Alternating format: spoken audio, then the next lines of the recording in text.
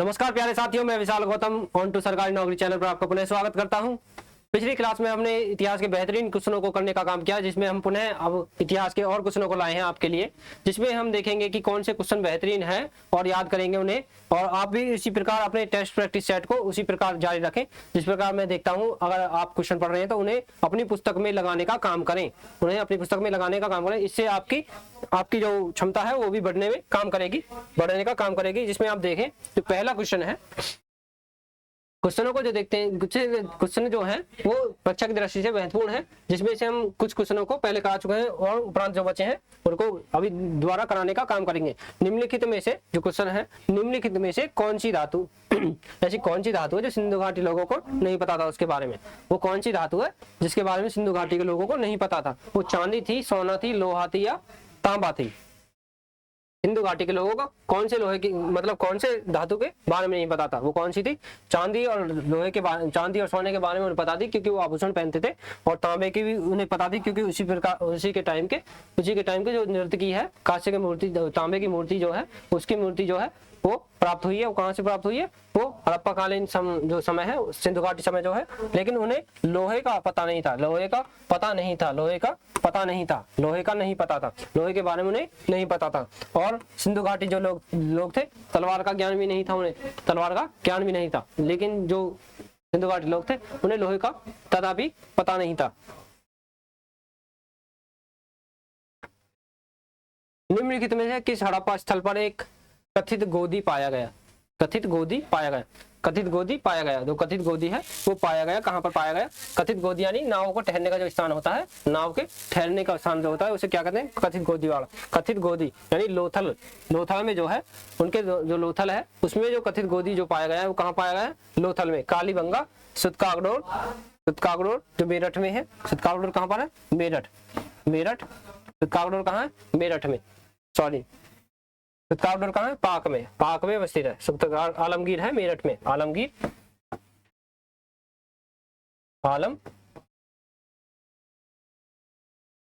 जो है वो कहाँ है? मेरठ में। जो पूर्वी हिस्सा है, जो हड़प्पा सभ्यता का जो पूर्वी हिस्सा है वो कहाँ है? आलमगीर। अगर सिंधु घाट सभ्यता को 4 भागों में बांटे तो इधर मांडा, इधर सुतकागडोर और इधर आलमगीरपुर। जो आलमगीर मेरठ का आलमगीरपुर है, उसमें जो पूर्वी बिंदु है। सिंधु घाटी के लोग की अर्थव्यवस्था किस पर आधारित थी? वो क्या काम करते थे जिनसे उनका जीवन यापन होता था? तो कौन सा कारण था? कृषि था, शिल्प था, व्यापार एवं वाणिज्य था, या सब ऊपर के सब थे? वो कौन से थे जिनके द्वारा वो अपने अर्थव्यवस्था पर निर्भर होते थे किस कार्य को करने के दौरान? तो वो कृषि भी करते थे, शिल्प कार्य भी करते थे और व्यापार वाणिज्य भी करते थे। जिसके उपरांत हमें पता चलता है जो लोथल बंदरगाह है उसके द्वारा वो होते हुए अनेक जो नगरीय सभ्यताएं थी या जो उनके समकालीन जो सभ्यताएं थी, उन्हें जो समकालीन सभ्यताएं थी उनके द्वारा घटित उन पर व्यापार करने का काम करते थे। आर्य इंडो आर्यन या इंडो यूरोपियन शब्द का एक अवधारणा को दर्शाता है। किसको दर्शाता है? जो इंडो आर्यन है और इंडो यूरोपियन है, शब्द की अवधारणा को दर्शाता है। वो क्या चीज है? धार्मिक है, भाषा है, या संस्कृति के है, या जातीय है। तो किसके द्वारा उनको शब्दों को दर्शाया जाता है? भाषा के द्वारा इन्हें दर्शाया गया। इंडो आर्यन और इंडो यूरोपियन एक भाषा की अवधारणा के दौरान इन्हें दर्शाया गया है। वैदिक काल में शासन का सामान्य स्वरूप था। वैदिक काल में the more normal form of government during the वैदिक पीरियड वाज। वैदिक काल में शासन का सामान्य स्वरूप क्या था? साम्राज्य, जनतंत्र, गणराज्य या कुलीन तंत्र, या गणराज्य, जनतंत्र या साम्राज्य। उस प्रकार जो वैदिक काल था उसमें किस टाइप का राज्य शासन था? तो साम्राज्य का जो वैदिक काल था उसमें किस टाइप का? साम्राज्य के टाइप का साम्राज्य था। उसमें साम्राज्य का स्वरूप था। स्वरूप किसका था? साम्राज्य का। दूसरी शताब्दी ईसा पूर्व की शुरुआत में उत्तरी अफगानिस्तान में स्थापित इंडो यूनानी साम्राज्य था। इंडो यूनानी साम्राज्य था वो कौन सा था? बैक्ट्रिया था, ऑरिया था, सिंथिया था या जेंड्रिया सा था? या जेंड्रिया सा था। जो सिंधिया था जो इंडो यूनानी साम्राज्य था। सिंथिया जो था इंडो यूनानी साम्राज्य जो अफगानिस्तान में अवस्थित है। सिंधिया कहाँ पर था? अफगानिस्तान में। सिंधिया कहाँ था? अफगानिस्तान में। अफगानिस्तान में अवस्थित था सिंधिया, अफगानिस्तान में। मौर्य कला के बीट नमूनों का प्रतिनिधित्व उनके द्वारा किया जाता है। बीट नमूनों का प्रतिपादन किया जाता है। The beat specimens of Maurya art are represented by there, उनके द्वारा उसे दर्शाया गया है। किसके द्वारा? चैत्य, स्तूप, गुफा, खंबे। वो कौन से मौर्य कला के जो बीट नमूने हैं किसके द्वारा दर्शाए गए हैं? स्तूप के द्वारा, खंभों के द्वारा, गुफाओं के द्वारा या चैत्यों के द्वारा। तो जो बात करें खंभों की, जो खंभों हैं उनके द्वारा मौर्य कला के जो खंभे हैं उनके द्वारा उनके बारे में दर्शाया गया है, उनके प्रतिनिधि के द्वारा दर्शाया गया है। स्तूप जो है गुफाओं में अगर बात करें, गुफाओं की जो बौद्धों के द्वारा जो निर्मित गुफाएं हैं जिनमें बौद्धों के बारे में, उनकी जातक कथाओं के बारे में है, अजंता की गुफाएं हैं, भरत स्तूप जो मध्य प्रदेश में है, भरत स्तूप, अगर बात करें भरत स्तूप की, वो कहाँ पर है? मध्य प्रदेश में, एमपी में। निम्नलिखित में से कौन मौर्य काल के लिए एक महत्वपूर्ण स्रोत सामग्री का प्रतिनिधित्व नहीं करता? कौन सा है जो मौर्य काल के महत्वपूर्ण स्रोतों की सामग्री का प्रतिनिधित्व नहीं करता?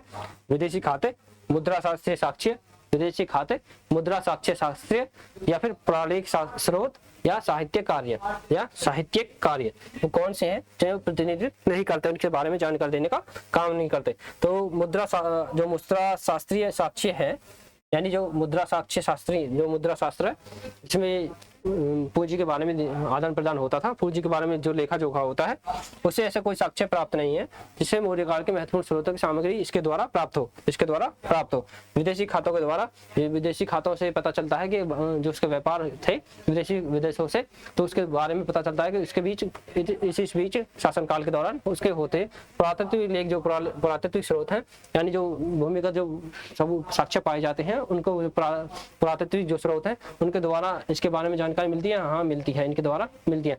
साहित्यिक कार्य के द्वारा, यानी जो पुस्तकें लिखी गई हैं बहुत से विद्वानों के द्वारा, तो उनके द्वारा भी इसके बारे में पता चलता है। लेकिन जो मुद्रा शास्त्रीय साक्ष्य है जिसमें लेखा जोखा है, उसके द्वारा इसका प्रतिनिधित्व नहीं होता। स्ट्रॉम्बो के अनुसार 20वीं ईसा पूर्व में एथेंस में ऑस्टिकन के मिलने के लिए सबसे पहला दूध भेजने वाला तमिल साम्राज्य था। ऑस्टिकन से मिलने के लिए सबसे पहला दूध भेजने वाला कौन था? स्ट्रैम्बो के अनुसार, जो विद्वान स्ट्रैम्बो है उनके अनुसार 20 ईसा पूर्व में एथेंस में अपना दूध भेजने वाला वो कौन सा साम्राज्य था? तमिल साम्राज्य था। यानी तमिल साम्राज्य ऐसा कौन सा है जिसने अपना पहला दूध भेजा? पांड्या, चेर, पल्लव, चोल, तो कौन से थे जिनके द्वारा पहला दूध भेजा गया? तो जो तमिल साम्राज्य है, पांड्य जो है तमिल साम्राज्य पांड्य, उसके द्वारा पहला अपना दूध अगस्तियस को भेजा गया, अगस्तीन से मिलने के लिए भेजा गया। निम्नलिखित में से कौन नंदवंश का संस्थापक है? नंदवंश का संस्थापक, जो नंदवंश का संस्थापक यानी उसका फाउंडर जो है कौन है? वो कौन है? महापद्मानंद जो है, इसका संस्थापक कौन है? महापद्मानंद। लेकिन जो इसका अंतिम शासक है वो कौन है? घनानंद, जिसे कौन हराता है? चंद्रगुप्त मौर्य। चंद्रगुप्त मौर्य के द्वारा इसे हराया जाता है। चंद्रगुप्त मौर्य के द्वारा इसके पतन का कारण कौन बनता है? चंद्रगुप्त मौर्य। अशोक बौद्ध भिक्षु से विशेष रूप से प्रभावित रहा। जो अशोक है, सम्राट अशोक, वो कौन से विशेष भिक्षु से प्रभावित रहा? अशोक से, वसुबुद्ध से, उपगुप्त से या अम्भी से। और बात करें जो उसके धार्मिक गुरु हैं या उसे बौद्ध भिक्षा देने का जो काम करते हैं, उपगुप्त, ये धार्मिक गुरु भी इन्हें कहते हैं। इनके धार्मिक गुरु कौन है? अशोक के धार्मिक गुरु कौन है? उपगुप्त। और बौद्ध भिक्षा देने का जो काम करते हैं वो कौन है? उपगुप्त ही बौद्ध धर्म के जो विशेष रूप से प्रभाव डालते हैं अशोक पर। कोणार्क सूर्य मंदिर का निर्माण किसने करवाया? कोणार्क सूर्य मंदिर का निर्माण किसने करवाया? कनिष्क, राजेंद्र चोल, अशोक या नरसिंह देव। किसके द्वारा अशोक सूर्य मंदिर है जो कोणार्क जो मंदिर है, कोणार्क मंदिर जो कहाँ पर है? ओडिसी में अवस्थित है। ओडिशा में अवस्थित है। वो कहाँ है? सूर्य का कोणार्क मंदिर किसने बनवाया? तो नरसिंह देव के द्वारा जो बनवाया गया है, नरसिंह देव के द्वारा सूर्य का कोणार्क मंदिर जो बनवाया गया है, किसके द्वारा? नरसिंह देव द्वितीय के द्वारा। नरसिंह देव द्वितीय के द्वारा। किन मूर्तियों के माध्यम के स्वरूप में, किन मूर्तियों के माध्यम के रूप में हमेशा हरे रंग की शिष्ट का प्रयोग किया जाता है? तो कौन सी मूर्तियां हैं जिनमें हरे रंग का शिष्ट का प्रयोग किया जाता है? गांधार मूर्तियां हैं या मौर्य मूर्तियां हैं या भरतहूप मूर्तियां हैं या मथुरा की मूर्तियां हैं? किन मूर्तियों में हरे रंग की शिष्ट का प्रयोग किया जाता है? बहुत इंपॉर्टेंट क्वेश्चन। जिनमें हरे रंग का शिष्ट का प्रयोग किया जाता है, हरे रंग की शिष्ट का प्रयोग किया जाता है, वो कौन सी मूर्तियां हैं जिनमें हरे रंग की शिष्ट का प्रयोग किया जाता है? गांधार, मौर्य, भरहूत या मथुरा, इनमें से कौन सी हैं जिनके द्वारा यह किया जाता है? बात करें जो हरे रंग की शिष्ट का प्रयोग जो किया जाता है वो भरहूत मुख्य मूर्तियां यानी स्कल्पचर जो होती हैं, भरहूत की स्कल्पचर या मूर्तियां होती हैं, उनमें जो हरे रंग की शिष्ट का प्रयोग किया जाता है, हरे रंग की शिष्ट का प्रयोग किया जाता है। हरे रंग की शिष्ट का प्रयोग भरहूत में, जो भरहूत की मूर्तियां हैं। और बात करें भरहूत स्तूप जो है वो कहाँ पर है? एमपी में भरहूत स्तूप। गुप्त काल के दौरान चिकित्सा पर अपने काम के लिए कौन जाना जाता? गुप्त काल के दौरान अपनी चिकित्सा के लिए कौन जाना जाता था? सुश्रुत, सौमिला, शौनक। सुश्रुत, सौमिला, शौनक। तो कौन सा था जो गुप्त काल के दौरान चिकित्सा के लिए अपने जाना जाता, चिकित्सा के काम के लिए जाना जाता है? गुप्त काल के दौरान जो चिकित्सक था, जो सबसे बड़ा चिकित्सक था, जाना माना चिकित्सक था, वो कौन था? सुश्रुत। सुश्रुत जो था गुप्त काल के दौरान एक चिकित्सक था, गुप्त काल के दौरान चिकित्सक था।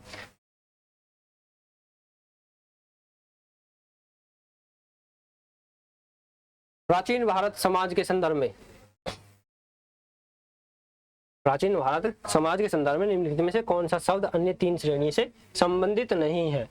अन्य तीनों से संबंधित नहीं। ऐसा कौन सा है इनमें से? कोसा है, गोत्र है, कुल है या विमासा है? कोसा है, कुत्र है या विमासा है? बात करें गोसा, कुल और विमासा की, ये प्राचीन समाज से संबंधित है, प्राचीन भारतीय समाज से संबंधित। लेकिन जो कोसा है वो इससे संबंधित नहीं है, जो कोसा है वो इससे संबंधित नहीं है, कोसा इससे संबंधित नहीं है।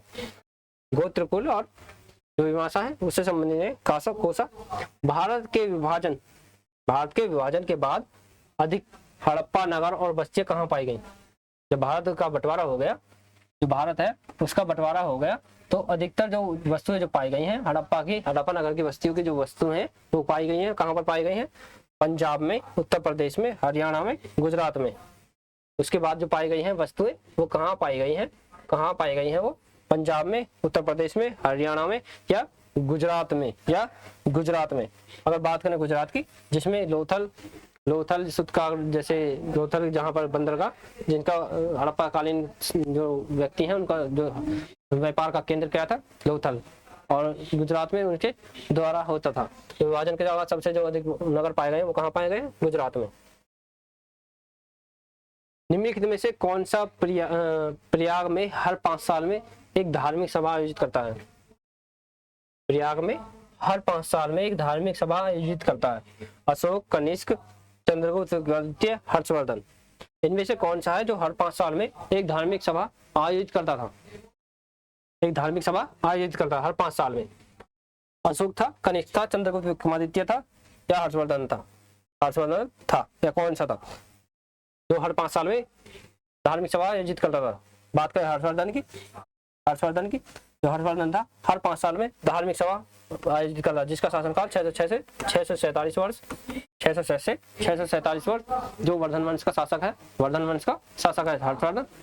जो हर्षवर्धन के शासनकाल में कौन था? बाणभट्ट किसके शासनकाल में था? हर्षवर्धन के काल में। कौन था? बाणभट्ट, जिसने हर्षचरित्र नामक पुस्तक लिखी। हर्षचरित्र नामक पुस्तक किसके द्वारा लिखी? बाणभट्ट के द्वारा। किसके शासनकाल में? हर्षवर्धन के शासनकाल में। हर्षवर्धन का शासनकाल कितने 606 से 647 एडी, 606 से 647 के जो बीच में जो शासनकाल ने काम करेगा, टोटल 41 वर्षों का। अशोक जो शिलालेख है जो कलिंग युद्ध के बाद बौद्ध धर्म अपनाता है। अशोक जो कलिंग युद्ध के कनिष्क जो कुषाण वंश का जो सबसे प्रतापी राजा कौन है? कनिष्क। कुषाण वंश का सबसे प्रतापी राजा अगर पूछा जाए कुषाण वंश का सबसे प्रतापी राजा कौन है तो कनिष्क। चंद्रगुप्त, विक्रमादित्य। और बात करें विक्रमादित्य की तो यह इतिहास में 14 व्यक्तियों को प्राप्त है। 14 व्यक्तियों के साथ ये उपाधि जो है 14 व्यक्तियों को प्राप्त है विक्रमादित्य की। भारत में स्थापित विकास किस काल में अपने पूर्ण वैभव में प्रकट हुआ? स्थापत्य विकास किस काल में पूर्ण वैभव हुआ? मतलब जो स्थापना की स्थापत्य कला थी वो अपने विकास में अपने उच्च स्तर पर पहुंच गई थी।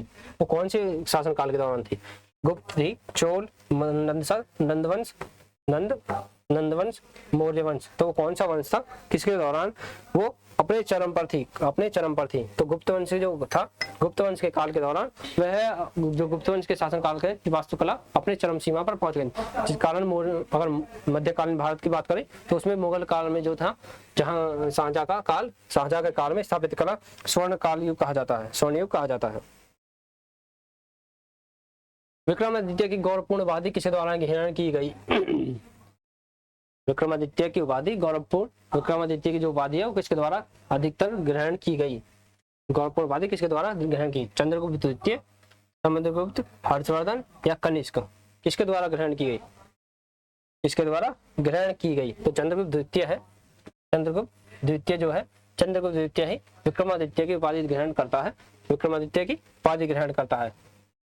समुद्रगुप्त जो उत्तर के 9 राजाओं को हराकर उन्हें उनका साम्राज्य वापस कर देता है। हर्षवर्धन जो वर्धन वंश का शासक और कनिष्क जो कुषाण वंश का शासक। निम्नलिखित में से किसने बीदर जो कर्नाटक में है, बीदर जो कहाँ है? कर्नाटक में एक कॉलेज बनाने के लिए बंदोबस्ती की। बीदर में एक कॉलेज बनाने के लिए बंदोबस्ती की, वो किसके द्वारा की गई? निजाम शाह, हुमायूं शाह, अहमद शाह तृतीय या महमूद गवानी। जो कर्नाटक में बीदर में कॉलेज बनाने का बंदोबस्त जो किया वो महमूद गवानी के द्वारा बंदोबस्त की गई। महमूद गवानी के द्वारा बंदोबस्त की गई या बनाया गया। कॉलेज जो बनाने का काम किया गया किसके द्वारा? महमूद गवानी के द्वारा। 1603 ईस्वी में बादशाह अकबर के दरबार में एक दूतावास भेजा। बादशाह अकबर के दरबार में दूतावास भेजा, वो कौन था? इब्राहिम आदिल शाह, मलिक हसन या बुरहान निजाम शाह या अली आदिल शाह? वो कौन था जिसके द्वारा दूतावास भेजा गया? तो किसके द्वारा था? इब्राहिम आदिल शाह द्वितीय के द्वारा अकबर के काल में दूतावास भेजा गया। आदिल शाही शासन के दौरान निर्मित जगत गुरु फर्नीचर मठ का कर्नाटक में जो किस जिले में स्थित है? आदिल शाही जो शासन काल के दौरान जगत गुरु फकीरेश्वर मठ जो कर्नाटक में स्थित है वो कहाँ पर बनाया गया? वो किस जिले में बनाया गया? धारवाड़, गुलमर्ग, बेलूर या गढ़गी? तो बात करें गढ़गी, तो गढ़गी में फकीरेश्वर मठ जो कहाँ पर है? कर्नाटक के जिले गढ़गी में। वेल्लूर मठ। गुलबर्गा में गैसू दराज किन राजाओं के शासन काल में आया?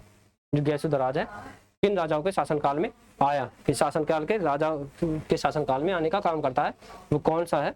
तो कौन सा है? गुलबर्गा में गैसू दराज है। फिरोज शाह बहमनी, निजाम शाह बहमनी, अहमद शाह वली बहमनी या फिर अलाउद्दीन अहमद शाह बहमनी या अलाउद्दीन बेहमद शाह बहमनी। जो गैसू दराज है किसके शासन काल में आया? फिरोज शाह बहमनी के शासन काल में आया। फिरोज शाह बहमनी के शासन काल में कौन आया? गैसू दराज। जो गैसू दराज है इसके शासन में फिरोज शाह बहमनी के शासन काल में। जहांगीर का जन्म अकबर को किस संत से प्राप्त विशेष आशीर्वाद से हुआ? कि उस संत ने उसे आशीर्वाद दिया कि तुझे पुत्र प्राप्त होगा, तो कौन सा संत था? सलीम चिश्ती था, महबुल्ला इलाहाबादी था, अब्दुल कदुदुस गंगोई था या मखदूरन अलाउद्दीन अली था? तो किसके द्वारा दिया गया? जो जहांगीर को मतलब जो अकबर को जहांगीर पुत्र प्राप्त होगा तो किसके द्वारा दिया? सलीम चिश्ती। सलीम चिश्ती, अगर आपको पता होगा तो उसका बचपन का नाम भी सलीम था। सलीम था किसके? जहांगीर के जो नाम था सलीम। अकबर ने जजिया कर को किस वर्ष समाप्त कर दिया? अकबर ने किस वर्ष जजिया कर को समाप्त कर दिया? 1505, 1664, 1556 या 1550 या 1550। अकबर ने जजिया कर को किस वर्ष समाप्त कर दिया? 1505, 1664 या 1556 या 1550 या 1550। बात करें 1564 में अकबर के द्वारा जजिया कर को समाप्त कर दिया गया। अकबर को जजिया कर का समाप्त कर दिया गया। इस दौरान जब वो 1560 के दौरान जब वो अपने संरक्षक को तीर्थ या उस पर हज यात्रा पर भेज देता है, उसके दौरान वो उसके उपरांत के बाद यह हजिया कर को समाप्त कर देता है। अबुल फजल की हत्या किस शासक ने की? अबुल फजल की हत्या किस शासक ने? अकबरनामा जो पुस्तक लिखी है वो किसने लिखी है? अबुल फजल ने। अबुल फजल के द्वारा लिखी गई है, लेकिन उसकी हत्या किसके द्वारा की है? अबुल फजल की हत्या किसके द्वारा की? वीर सिंह बुंदेला, महाराणा प्रताप, अमर सिंह या इनमें से कोई नहीं? या इनमें से कोई नहीं? इनमें से कोई नहीं। तो अमर सिंह की जो हत्या है वो वीर सिंह बुंदेला के द्वारा की गई। वीर सिंह बुंदेला के द्वारा की गई। अबुल फजल की जो हत्या है वीर सिंह बुंदेला के द्वारा। पंजाब में गजनीवाद शासक कौन था? पंजाब में गजनीवाद शासक कौन था जब उस पर मोहम्मद गोरी ने हमला किया था? जब उस पर मोहम्मद गोरी ने हमला किया था। सिरजाद था, खुसरो शाह था, खुसरो मलिक था, बहराम शाह था। इनमें से कौन सा था जो पंजाब में गजनीवाद के शासक था? शासक कौन था?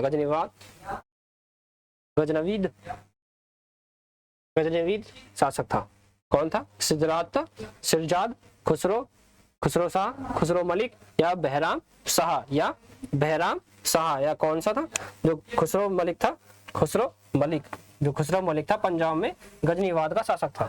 खुसरो मलिक जो था जिसके जो मोहम्मद गोरी के हमले किया था, जो मोहम्मद के द्वारा हमला किया था, उस पर जो शासक था पंजाब पर खुसरो मलिक था। तारीख फिरोजशाही किन राजवंशों को प्रमाण प्रदान करता है? तारीख फिरोजशाही किन राजवंशों को प्रमाण प्रदान करता है? कौन सी डायनेस्टी है या राजवंश है उनको प्रदान करता है? तो तुगलक राजवंश है, दिल्ली सल्तनत है, मुगल वंश है या इनमें से कोई नहीं? तो इनके द्वारा जो तारीख फिरोजशाही है, फिरोज तुगलक के द्वारा तुगलक वंश के जो प्रमाण प्रदान करता है वो किसके द्वारा करता है? तुगलक वंश के। ऑप्शन ए जो राइट होगा। अगले क्वेश्चन पे चलते हैं।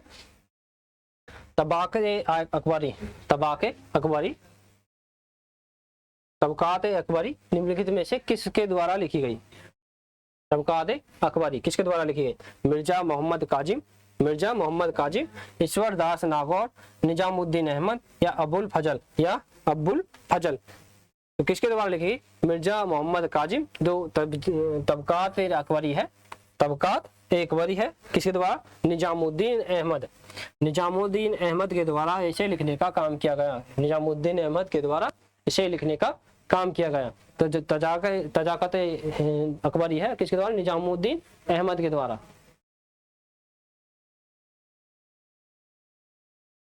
गजनी के महमूद ने मुस्लिम राज्य मुल्तान पर किस वर्ष आक्रमण किया? मुल्तान जो सिंध प्रांत में है। गजनी के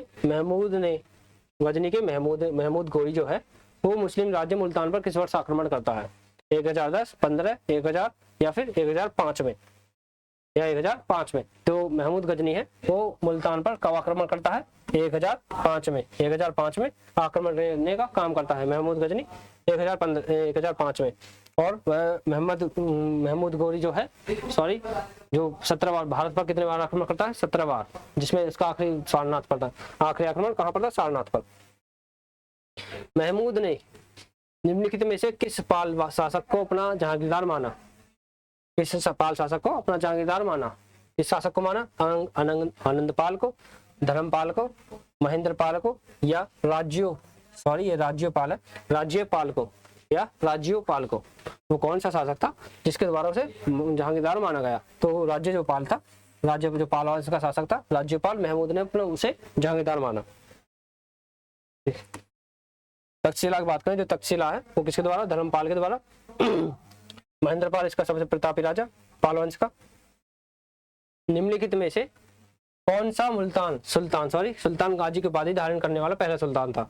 गियासुद्दीन तुगलक, गियासुद्दीन तुगलक शाह द्वितीय, फिरोज शाह तुगलक, मोहम्मद बिन तुगलक। इनमें से कौन सा था जिसने गाजी की उपाधि धारण की?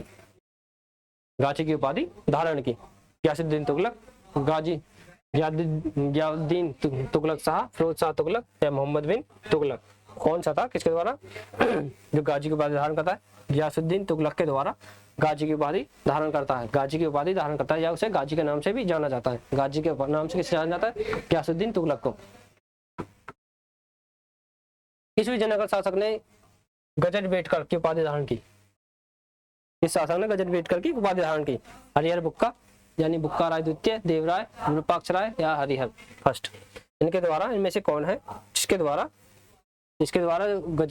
गजटबेटकर की उपाधि धारण करने वाला राजा वह कौन है? देवराय द्वितीय। देवराय द्वितीय जो है, देवराय द्वितीय के द्वारा गजटबेटकर की उपाधि धारण करने वाला कौन सा है? देवराय द्वितीय। हरिहर बुक्का की बात करें, हरिहर बुक्का जो विजयनगर राज्य की स्थापना करते हैं 1336 में। आपको अर्जुन मानो बेगम की समाधि किस शहर में मिल सकती है? अर्जुमुंद बानो बेगम की समाधि आपको किस शहर में मिल सकती है? अर्जुमुंद बानो बेगम जो किसकी पत्नी थी? शाहजहां की। शाहजहां की जो पत्नी है कौन है? अर्जुमुंद बानो बेगम यानी मुमताज महल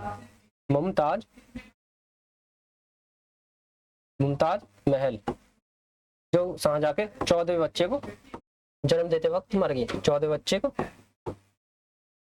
को जन्म देते हुए उसकी मृत्यु हो गई। उसकी जो समाधि है, जो मुमताज महल है, उसकी समाधि कहाँ है? ताजमहल में।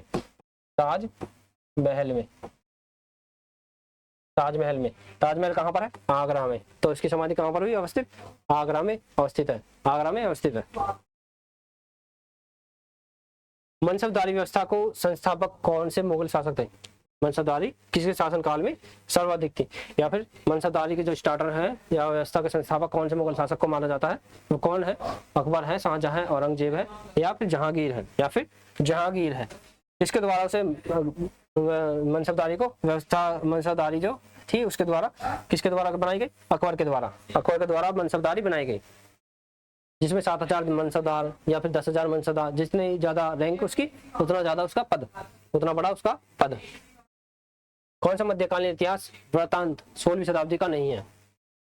कौन सा ऐतिहासिक वृत्तांत 16वीं शताब्दी का नहीं है? 16वीं शताब्दी यानी 1600 से 1700 ईसा पूर्व के बीच का जो 1600 से 1699 के जो बीच का जो कार्यकाल है उसे 16वीं सदी या जो 16वीं सदी है उसे माना जाता है। 1600 से 1699 तक। तो मध्यकालीन जो के जहांगीरी, अकबरनामा, हुमायूंनामा या अकबर। तो इनमें से कौन सा है? बात करें अकबरनामा जो अबुल फजल के द्वारा, हुमायूंनामा, ऐन अकबरी, ये तीनों जो है अकबर के शासनकाल के दौरान घटित हुए हैं। लेकिन जो तुजुक जहांगीरी है, वो जहांगीर के शासनकाल में अवस्थित होती है। जहांगीर के शासनकाल में जो है ये अकबर के शासनकाल में हुई 1500 से 1599 की बीच जो 16वीं शताब्दी है, 1500 से 1599 के बीच की जो है 16वीं शताब्दी, उसमें कौन सी घटित हुई? अकबरनामा, हुमायूंनामा, ऐन अकबरी, ये तीनों 16वीं शताब्दी में हुई है। लेकिन जो तुजुक बाबरी है वो 17वीं शताब्दी में घटित हुई है। 17वीं शताब्दी में मुगलों के अधीन बंदरगाह का अधीक्षक कौन था? सुपरिटेंडेंट जो होता है अधीक्षक यानी सुपरिटेंडेंट कौन था? वो आज the superintendent of ports under the Mughal, जो मुगल के अधीन जो बंदरगाह थे उनका सुपरिटेंडेंट कौन था? तहवीलदार, मीर ए बहार, मुशरिफ, मुत्सद्दी। तो इनमें से कौन सा था जिसके द्वारा उसे सुप्रिटेंडेंट कहा गया, सुप्रिटेंडेंट बनाया गया? मीर ए बहार जो था, मीर ए बहार वो मुगलों का अधीन जो बंदरगाह थे उनका सुप्रिटेंडेंट कौन था? मीर ए बहार, मीर ए बहार। मोहम्मद बिन कासिम के आक्रमण के दौरान सिंध में कई हिंदू को जबरन इस्लाम में परिवर्तित कर दिया गया, मुस्लिमों को, हिंदुओं को इस्लाम में परिवर्तित कर दिया। उन पर जजिया कर लगाया जाता था, जो हिंदू थे उन पर जजिया कर लगाया जाता। सबसे प्रथम जो जजिया कर इंट्रोड्यूस करता है कौन है? मोहम्मद बिन कासिम। मोहम्मद बिन कासिम के द्वारा जजिया कर लगाता है कि जो हिंदू होगा वो जजिया कर देगा, और जो हिंदू वो जो जजिया कर है वो इतना ज्यादा था कि जो हिंदू दे नहीं पाए, इसके कारण वह हिंदू जो धर्म परिवर्तन करते हैं या उनको जबरन करने का काम करवाता है। किसके द्वारा? मोहम्मद बिन कासिम के।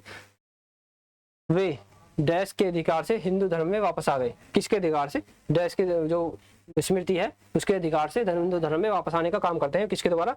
देवला स्मृति, याज्ञवल्क्य स्मृति, नारद स्मृति या विष्णु स्मृति, किसके द्वारा जो है वो हिंदू धर्म में वापस आते हैं। तो देवला स्मृति जो है, देवला स्मृति के दौरान देवला स्मृति से वो हिंदू धर्म में वापस आते हैं। देवला स्मृति से हिंदू धर्म में वापस आने का काम करते हैं। कौन? जो मोहम्मद बिन कासिम के द्वारा मुस्लिम बनाए गए थे। कोहिनूर हीरे का प्रथम स्वामी किसे माना जाता है? कोहिनूर हीरे का प्रथम स्वामी किसे माना जाता है? मुगल, खिलजी, तुगलक या कातकीय? जो कातकीय जो शासक है, कातकीय वंश जो शासक है उसको माना जाता है, या मुगल शासनकाल को, खिलजी को या तुगलक को? जो कातकी है, मुगल का जो कोहिनूर हीरा है उसका प्रथम जो स्वामी है वो कातकी है, जो गोलकुंडा के खान से निकलता है। गोलकुंडा कहाँ से निकलता है? गोलकुंडा खान से कौन निकलता है? कोहिनूर हीरा। जिसके बाद जो दक्षिण जो विजय है मीर काफिर के द्वारा, मीर काफिर जो खिलजी का सेनापति है उसके द्वारा इसे प्राप्त कर लिया जाता है, जिसके कारण यह उत्तर भारत में चला जाता है और इसी का प्रांत मुगलों के हाथ होता है। फिर बाद में इसे महाराणा रंजीत के द्वारा इसे अंग्रेजों को दे दिया जाता है। तो कोहिनूर का प्रथम स्वामी कौन है? कातकीय। 1617 में किस मुगल सम्राट ने धूम्रपान और तंबाकू का सेवन पर रोक लगा दी? धूम्रपान और तंबाकू पर रोक लगा दी। एक ऐसा व्यक्ति या ऐसा सम्राट, मुगल सम्राट जो खुद तो धूम्रपान का आदी था लेकिन वो दूसरों के लिए धूम्रपान और तंबाकू पर रोक लगाने का काम करता है। कौन है? शाहजहां, औरंगजेब, अकबर या जहांगीर? जहांगीर जो था वो धूम्रपान और तंबाकू का सेवन का आदी था। इसके उपरांत वह इस पर प्रतिबंध लगाता है शहर में। उसके उपरांत वह मुगल सम्राट जो था जहांगीर उस पर प्रतिबंध लगाता है।